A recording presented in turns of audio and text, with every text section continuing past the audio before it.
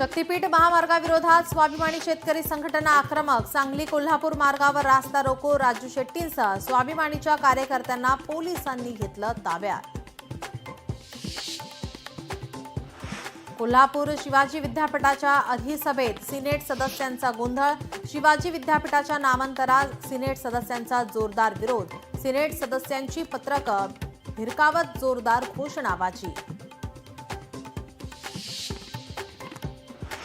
नाशिकमधील खाटीक समाजाचा नितेश राणेंना झटका. हमाल मटणच विकणार. खाटीक समाजाच्या बैठकीत निर्णय.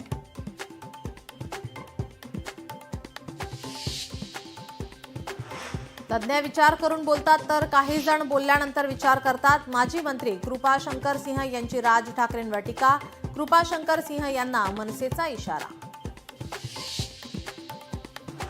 बुलढाण्यातली शेतकऱ्यांच्या आत्महत्येनंतर विरोधकांचा सरकारवर निशाणा.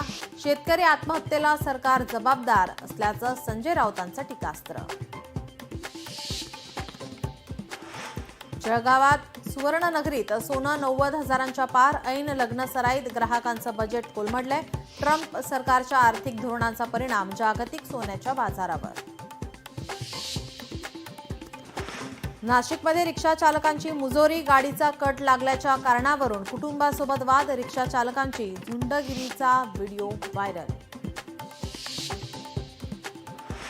सोलापूरच्या बार्शी शहरात टोळक्याची तरुणाला मारहाण. भावाकडे रागाने पाहिलं म्हणून चौघांकडून जीवघेणा हल्ला. घटना सीसीटीव्हीमध्ये चित्रित.